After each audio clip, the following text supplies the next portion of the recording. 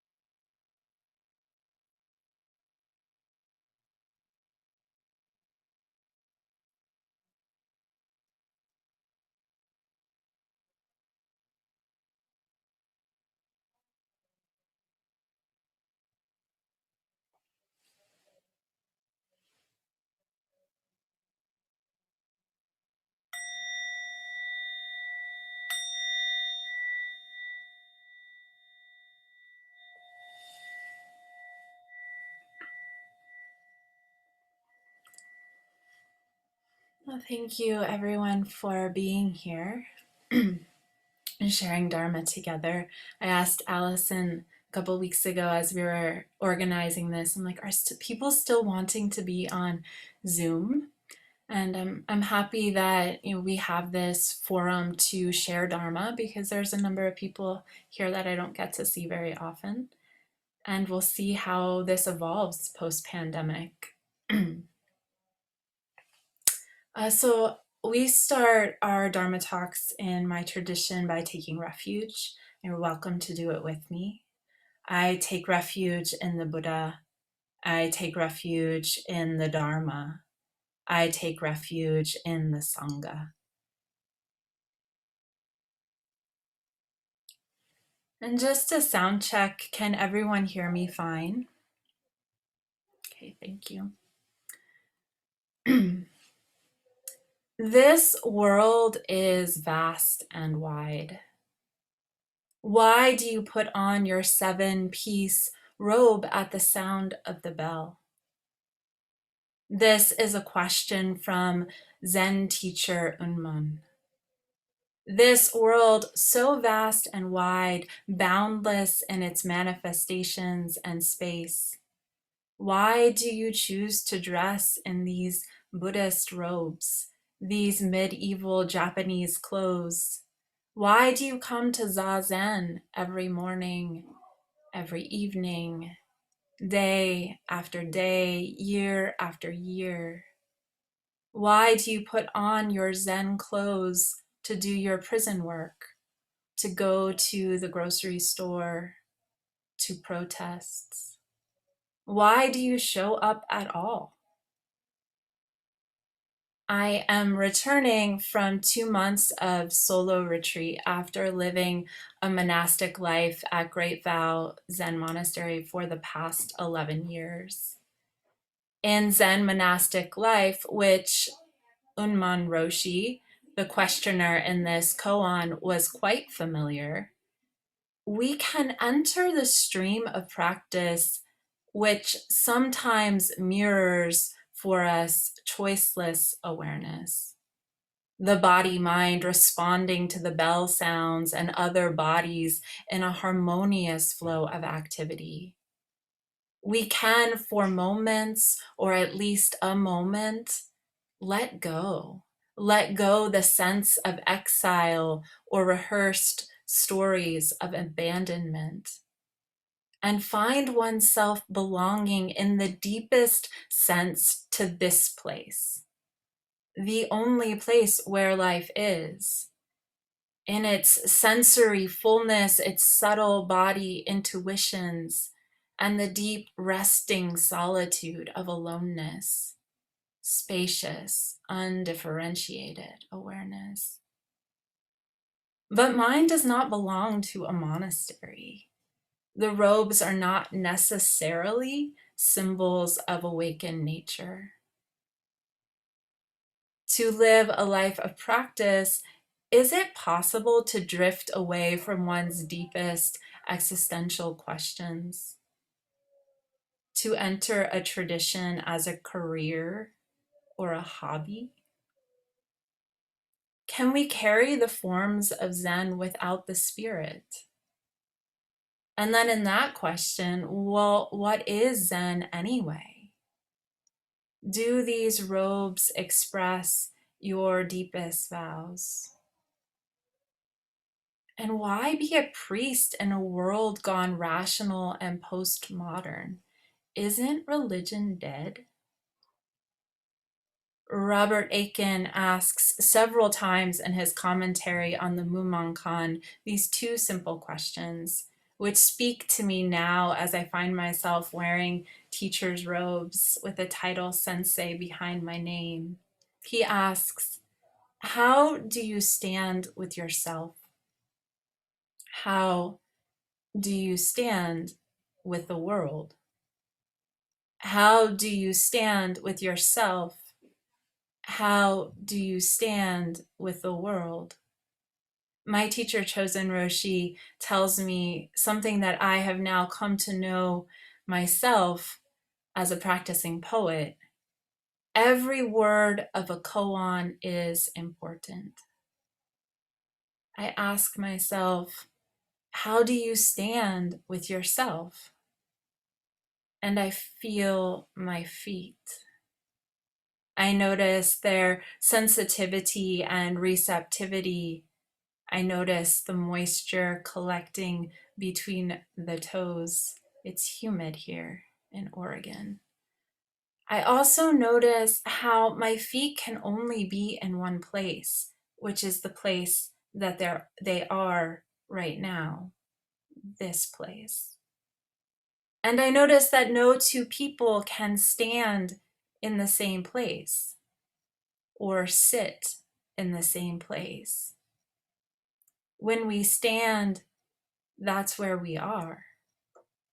This standing is part of our vow, and I mean vow in the most intimate and simple way.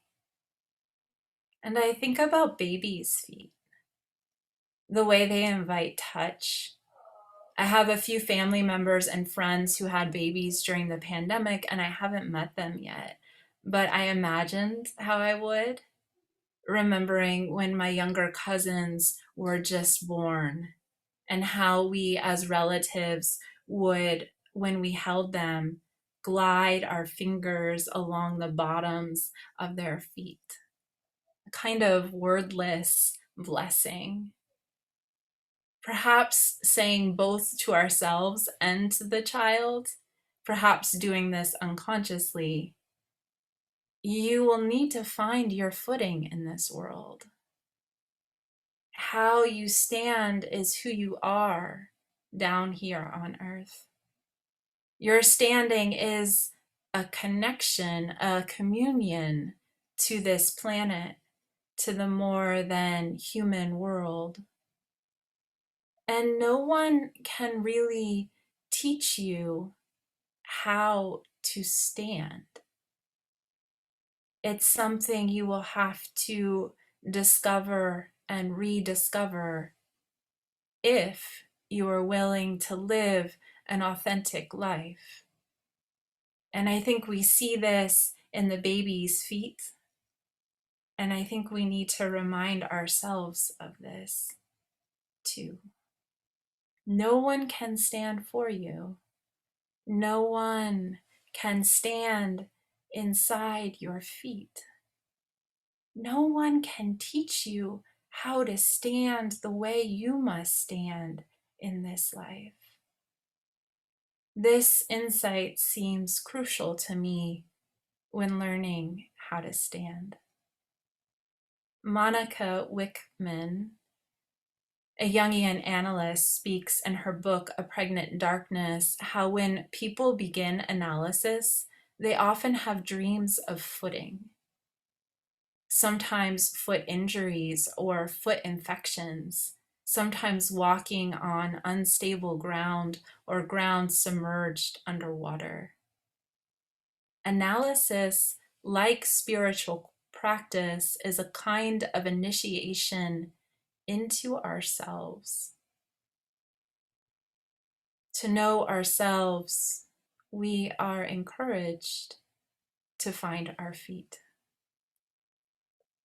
Standing in one's place perhaps is the quintessential religious ritual. Connecting to the earth, we find presence. Like Joshu's cypress tree in the garden, we grow down into the mystery, the dark, unknown emptiness.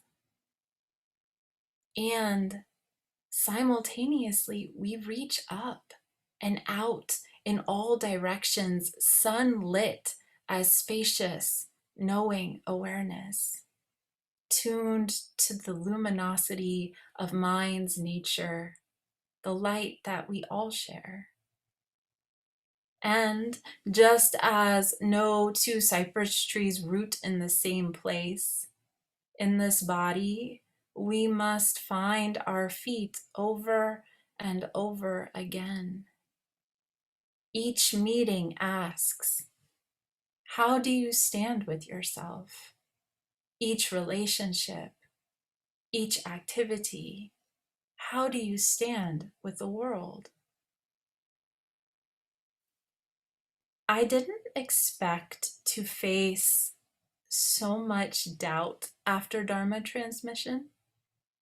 It's also something that no one tells you how to do: become a teacher. In talking to two lay teachers in our Sangha, I feel fortunate. There were two lay teachers in our Sangha who are a married couple who received Dharma transmission 6 months before me. And they have a similar voice I hear echoing in my own head. I'm trying to find my footing as a teacher. As a Zen student, the monastic model at Great Vow, which is where I train and where I live now, during your novice period, you live full-time for 5 years as a novice in training at the monastery. And then usually before that, you've been a postulant for 1 or 2 years and have done 2 or 3 years of residency. So many of us will have almost 10 years of training before we either become teachers or leave the monastery or finish our novice period. And during the novice period, we take vows of stability and service to the monastery, and we agree to follow our teacher's explicit guidance. This vow of obedience, it shapes us. We enter a agreed crucible of seeing through ego delusion. In my practice, if I could sum it up in one word, over the past 11 years, has been willingness. I don't know if I would have said that in the midst of it, but if I look back, I could see that I was practicing a yes to my life. So I took it up, saying yes when asked to serve or to teach in the context of the Sangha,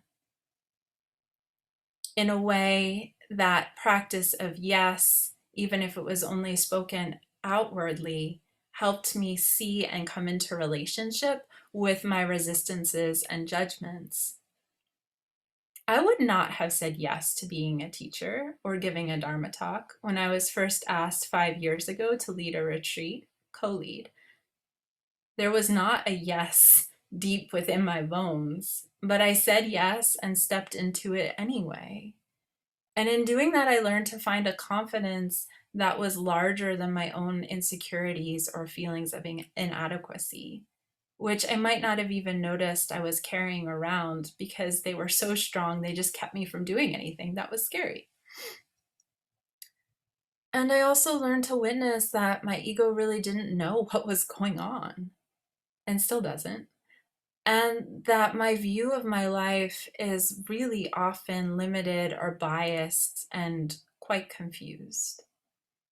So having somebody else who perhaps can see me more objectively, or at least will encourage me to open to places in myself and in the world that I wouldn't normally, has been a great gift. And now, having passed through the great ancestor's red womb, I feel my feet under me as a touchstone of my aloneness. I am the Buddha of this generation. You are the Buddha of this generation. I am the ancestor of this generation. We are the ancestors of this generation. And I am not my teachers. I am 40 years younger than my teachers. A different era, a different time, a different generation, a different place, different feet. And these are my feet, my body, my voice. While I feel the support of the lineage every time I sit zazen, and I feel my teacher's vows wrapped around me whenever I put on her robe, the imperative feels strong. Zen isn't about serving somebody else's leftovers. Though Dogen Zenji did say in the Eihei Koroku, there is no one in the whole world who understands Buddhism. Everyone is eating leftovers. And then I come back to Robert Aiken Roshi's question and let it sink deep into my bones. How do you stand with yourself? How do you stand with the world? How do you stand with yourself? How do you stand with the world? Zen is about being ourselves completely. What does this even mean? I say it to myself all the time, and I feel it as I put on my robes and as I enter the Dharma hall, as I open my mouth to say the next word in this talk. Zen is about liberation, spontaneity, truth. Zen teacher Joan Sutherland talks about the inception of the koan tradition through the great Zen teacher Mazu, Master Ma, great horse ancestor. When Master Ma received Dharma transmission, the world of China was deeply devastated by the deadly civil war known as the Anqi Rebellion. 2 of every 3 people died during this war, not just from the bloodshed, but the famine and the dislocations that happened afterwards. Populations dispersed, refugees. Master Ma left the monastery when he became a teacher and traveled on foot for 20 years, walking across his country devastated by war and death and famine, asking that great why with his whole being. Or maybe you could say the great what. What is awakening? What is practice? How does it function? Can it really meet the suffering of this time, of this place? If Zen is about liberation, what does liberation do? He employed tactics to bring people to awakening in the immediate. Here is how Joan Sutherland speaks about his teaching style. Ma knew the power of our habits of bondage, and he also knew the power of being free from them, if only for a moment. He pulled the rug out with the hope of surprising us into free fall. He had the shock tactics. Ma's perspective was deeply optimistic and encouraging. Right here, right now, he invited. Find your footing as a realized human being. Right here, right now, he encouraged. Find your footing as a realized human being. Meet me eye to eye as an equal. Drop the notion that there's something to get. You already have it. Let's see it. Ma was passionate that responding to our time is an essential part of realization. He once said that from the point of view of the bodhisattva, burying yourself in emptiness and not knowing how to get out is like suffering the torments of hell. As our hearts and our minds open in meditation, it's actually painful not to open our hands as well. One of Ma's heirs said that Ma taught him 2 crucial things. First, that each of us is already endowed with the treasure of everything we need. That each of us is already endowed with the treasure of everything we need. Our awakening is already here, as is our kindness and our curiosity and our courage. Second, each of us is free to use that treasure to respond to the life around us. Our freedom to fall willingly into the frightened, blasted, beautiful, tender world just as it is already here. To know for ourselves that we have that treasure and that we're free to use it no matter the circumstances, that, Ma's heir concluded, is a happy life. So that whole quote was from Joan Sutherland.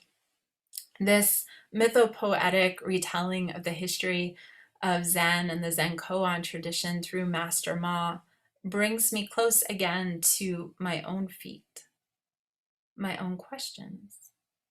What does it mean to be born in this time and place? Here in Klatskanai, it's 100 degrees. Yesterday, it was 108, the highest recorded temperature in this city ever, and it's just June. Usually in June, we're complaining that it's like January because it's raining. We are cusping on a climate catastrophe. We are a global society. We are reckoning with social injustices and systems of oppression. We are opening to new scientific research about the history of the human species and the presence of intelligent extraterrestrial life on this planet. And so much more is happening that I'm not aware of.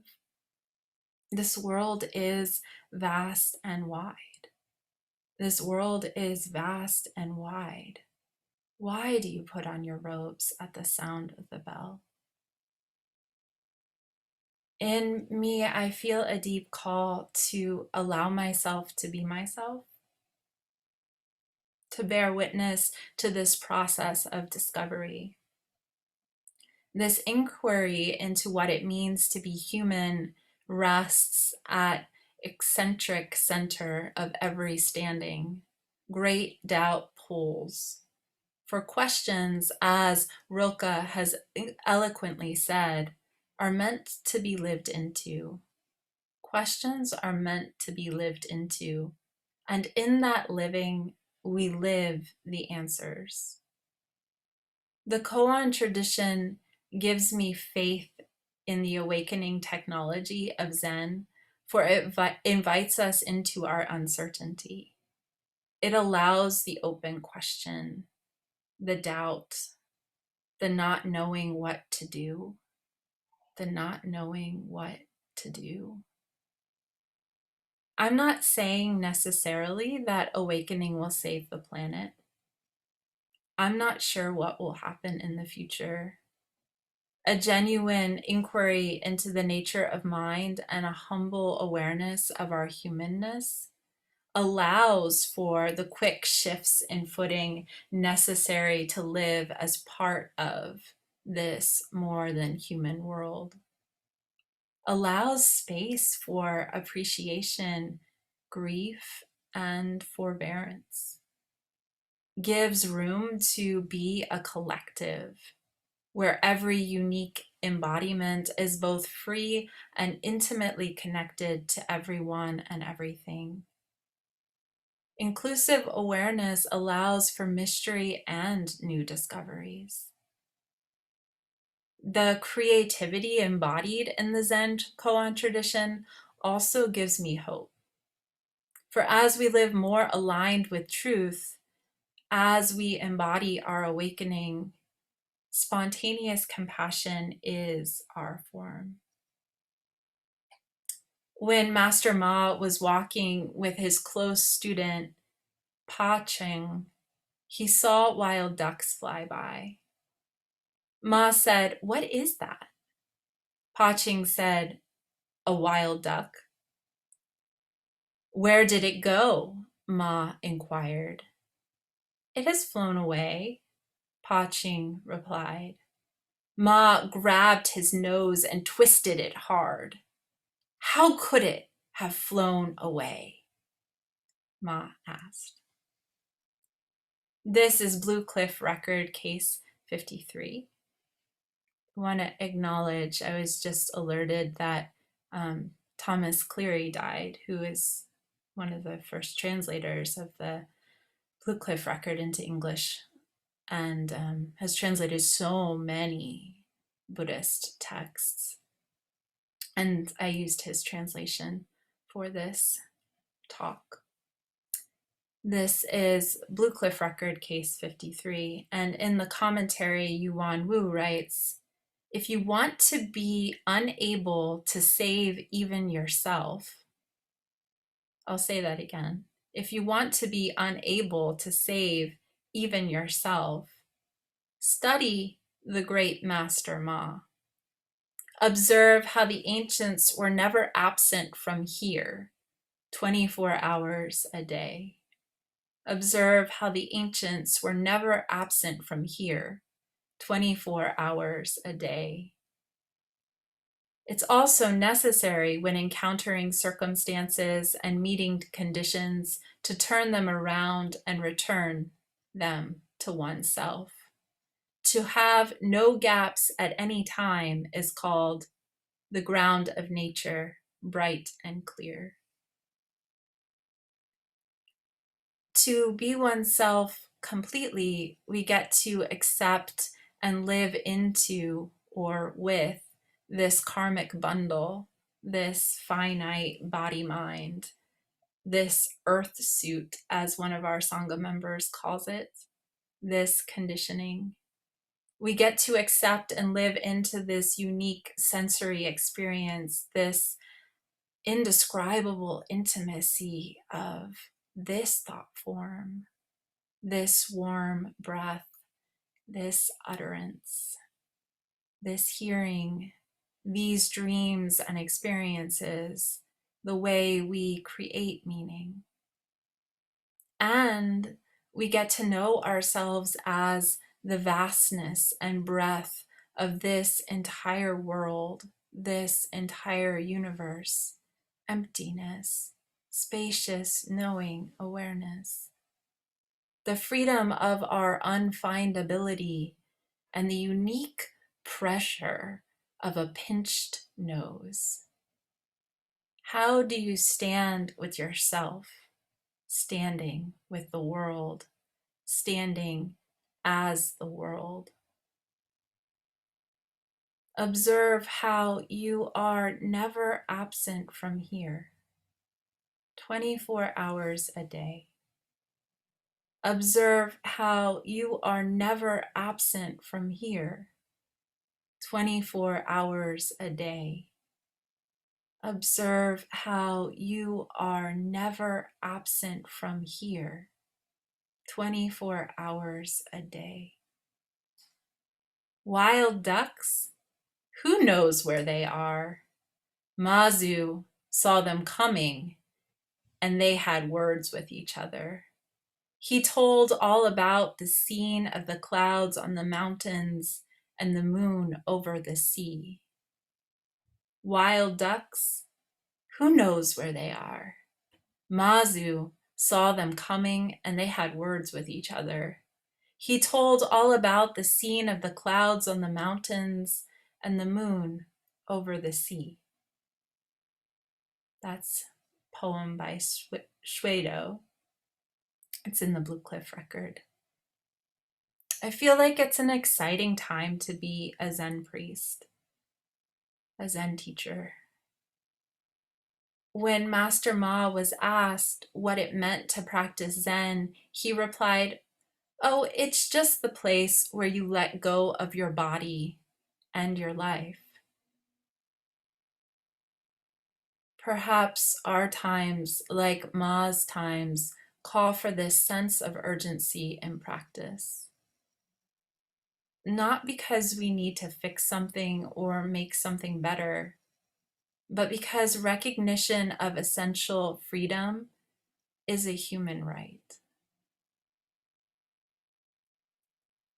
So my prayer for us going forward, my blessing for our feet, is that we employ our full range of creativity, intellect, and awareness to meet this world, this being human, this moment with all that we are. For we are the Buddhas of this generation, and it takes all of our ingenuity, grace, determination, space, optimism, and humility to pass it on. Thank you.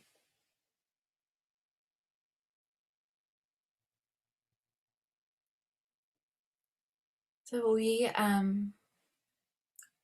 can open it up for questions or discussion if anybody has something they would like to remark on from the talk. And you can just wave your hand or raise your Zoom hand. It can be informal. I'll call on you. Yeah, Stephanie. Hey, it's good to see you and other familiar people again. So, yeah, I guess I mainly just wanted to thank you for the talk. And, it just really drove home for me that the world is still so uncertain. Some of I'm in Suriname, and we're actually going through the stuff that the US was going through last year. The pandemic is really awful here. And yeah, it's just, and it's been raining nonstop since October, so the climate change is just really, crazy. So it's hard not to get depressed about it, but it just being here just reminds me of the importance of sangha and practicing together because I've been practicing on my own, but it's just much more powerful to meet in a group of people, even on Zoom. So thank you. Thank you, Stephanie.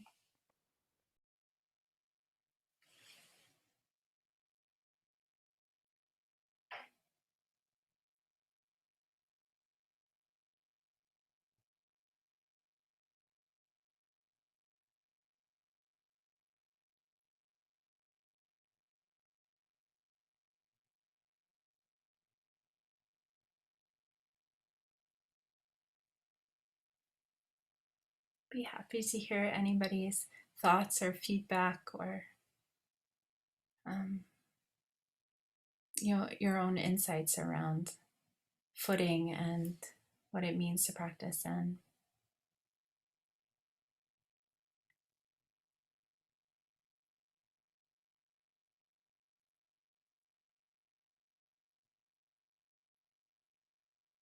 Yeah, Jaku. Actually, I have another question, if that's all right. Yes. I was wondering whether there are aspects of practice that you see particularly matched to this time, and the struggles that we face at this time, in the context of being able to be interconnected in a way that had not been a part of human experience at the time that these koans were written, and at a time when there's an awareness of global changes on a climate level, whether there's certain aspects of Zen practice that may need to be amplified or reinvented even to meet these particular times. Yeah, I know Jaku. Jaku lives with me, and we've been talking about this. One thing I'll say just right off the bat is I feel like the presence and the just being able to bear witness and be with one's own experience and sit or stand in our own skin. I feel like that and not know, like not need to do just based out of reactivity, but to be able to receive and bear witness and be with feelings, which is zazen. I feel like that's so crucial. And I'm curious, and we've been talking about this, like what is interpersonal practices, and um, there's technologies outside of Zen that I think other centers and other people are starting to explore, and I'm curious to explore that, and this is interpersonal practice in one sense, but like doing zazen together and doing it in a more shared way where we're pointing out the nature of mind. That's what the koan tradition was doing, was like a direct pointing. So what kind of direct pointing opens the mind now might be different than grabbing somebody's nose and twisting it hard. It might be saying awareness is like space, or just even that eye contact of holding each other in spacious mind and also seeing each other as human and honoring the uniqueness of each being. Because sometimes emptiness can get so cool, we forget that we're all creative, and everybody's creative energy, I feel like, is needed and necessary and worthy of celebrating. And um, that's how a new world will emerge. Thank you.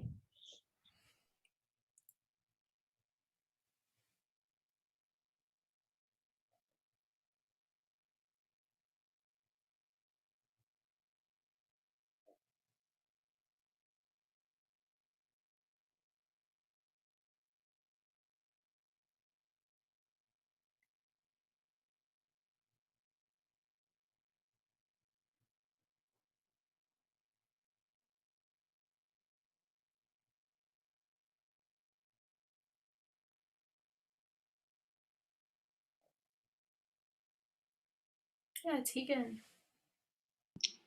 Um,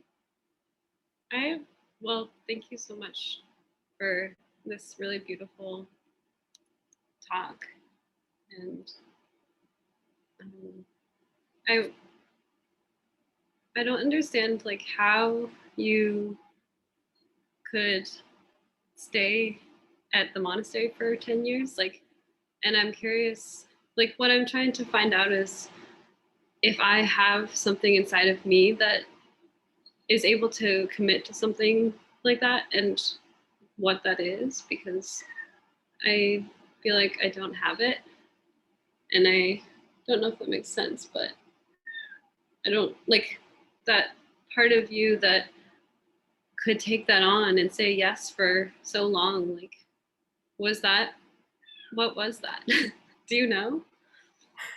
Yeah, I was, I know Tegan too a little bit. Um, I was thinking of like, well, what have you been committed to for the past 10 years and maybe since you were born? And it might not be like wearing Zen robes.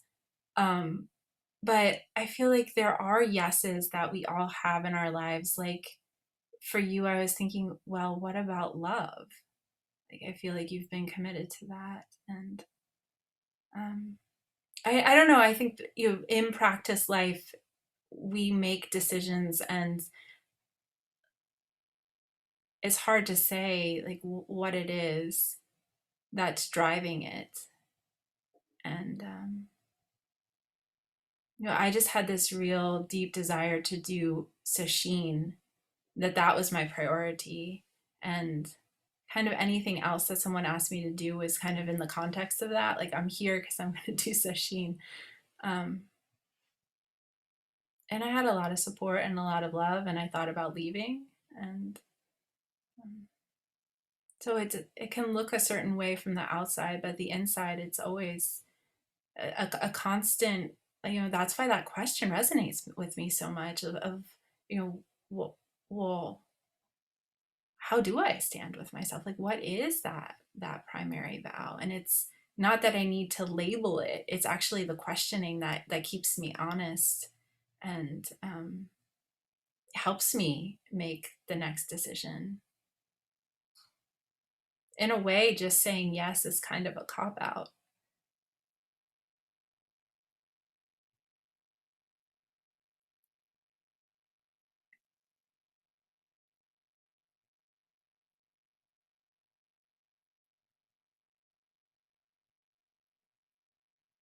Thank you. Yeah. I appreciate that response.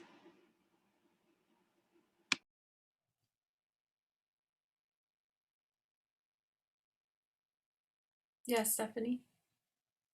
So I'll ask a quick question. So we talked about this before. I understand, why you live in a monastery, as much as the outsider can. I totally understand that. I was I was surprised when I heard you went on retreat. What was it, 2.5, 3 months? So was that like were you by yourself for 2.5, 3 months, or were you with people? Because I guess this part of this question is selfish. We're under like pretty heavy lockdown. In fact, we had 18 days where they had roadblocks. You weren't supposed to leave your neighborhood, etc. My One of my main friends went off to the jungle because she's pregnant and was scared to stay in the city and getting a virus. And she was like, "You can come with me." And the idea of like going out where there's like hardly any electricity or cell phones just drove me crazy. So I'm just curious. And I'm sitting in my air conditioned house with internet in the city where I can get food delivered. I have other friends who can come see me, but it's kind of driving me crazy. So I would just be curious to hear how you could do retreat for a few months. Thanks. um, I definitely wanted to do it, so that's different. I had that privilege of choosing and support from the sangha to do it. Um, and I had a lot of intentions when I went in. Like I wanted to be with my aloneness, and I wanted to know what it is to practice by myself after having the support of community and teachers. Like, so, we have two teachers here who are just there. And so there's just like I needed to try, and this, there's so much about what my talk theme that it touched on. This is like where I'm at. I just, needed to clarify for myself why I continue to practice, and I can't just be doing it, for my teachers or for the sangha. And that's very important to me too. And like I just needed to get in touch with those questions and what fears still exist when I don't have the support of sangha, and what comes up, and the kind of creativity that's allowed when you're not in a collective situation. So yeah, I had a lot of intention that I think carried me through, and support. Kenya wrote me a letter almost every week. Yeah, that makes sense. I guess the voluntary aspect of it makes it a lot different. Plus, I'll freely admit I have COVID fatigue at this point of all the, at first when this happened, like last March, it was like, oh, on every session, it was like, it was kind of fun to be at home. And then it's like, okay, it's been like almost a year and a half of this. I'm kind of tired of it. So I guess the voluntary and the intention probably are the big difference. Thank you. Yeah, thank you.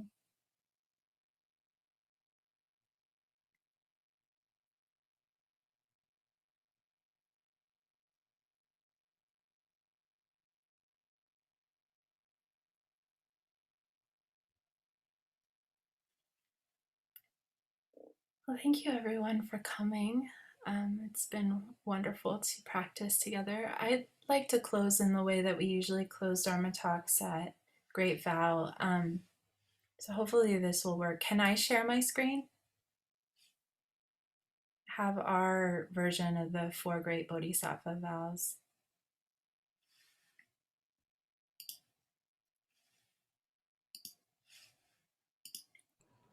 Kisei, I just made you a co-host. Great. Oh. Can you see them?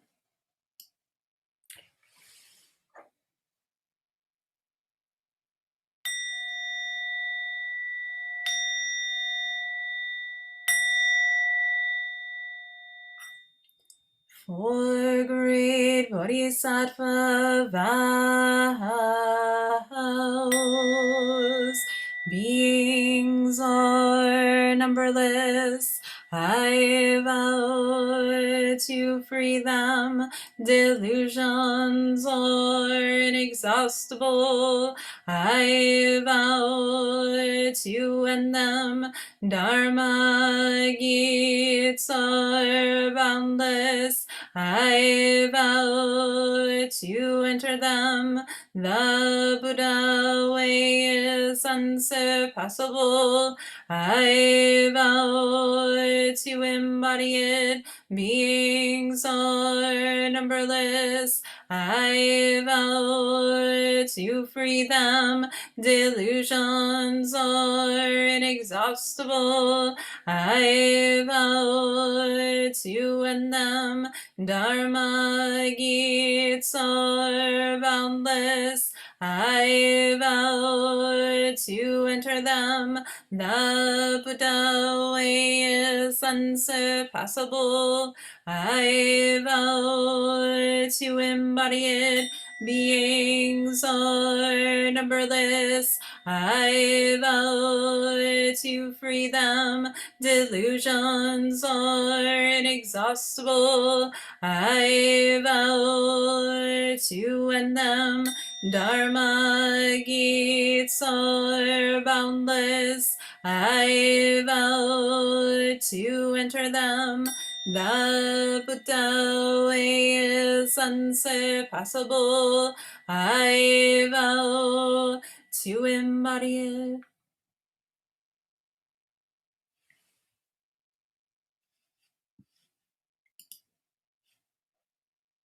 All right, thank you everyone. Allison, do you have anything else? I don't. I just want to thank you again, Kisei, and I want to thank everyone for coming this evening, and stay tuned for our next and upcoming Dharma talks in the future. Thank you. Thank you. Good night. Thank you.